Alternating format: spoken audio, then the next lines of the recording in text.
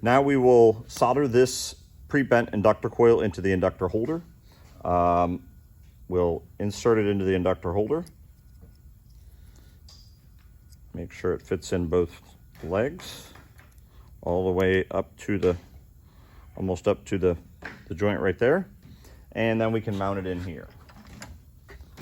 Straight out. Doesn't have to be down, doesn't have to be up. You don't want it up because then it will run in. And we'll apply a little bit of grease flux to the copper tubing and the inductor holder to get good solder flow.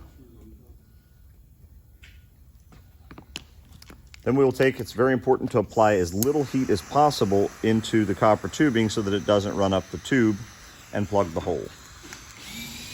So, will just be a slight heat and touch it until it starts to flow.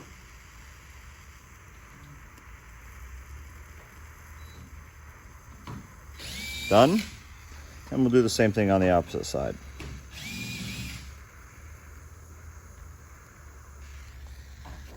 Now we will take and rotate this over. Just a minimal amount of heat.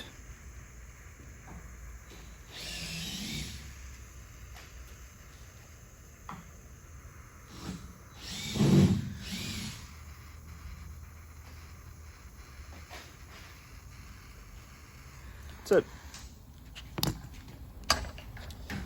Now you can fine tune the shape of the coil. Let me grab some needle nose.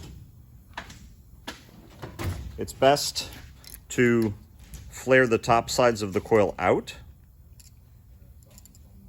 so that you put more heat into the tip and not the plate, and you end up with a coil shape that looks like that.